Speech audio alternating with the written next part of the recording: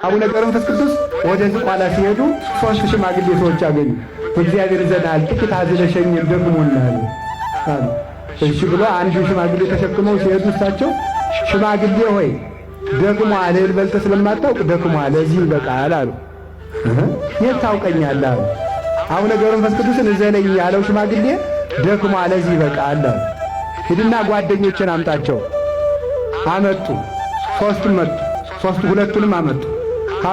አምጥቶ ሲጨርስ እናንተ ሽማግሌዎች ከየት መጣችሁ? መዓዛችሁ ልብን ይመስጣል። አዎ በአንድነት በሶስትነት ተገለጡለት። ለካ ሥላሴ ናቸው ሽማግሌ መስለው የተገለጡለት ማለት ነው፣ የተገለጡላቸው።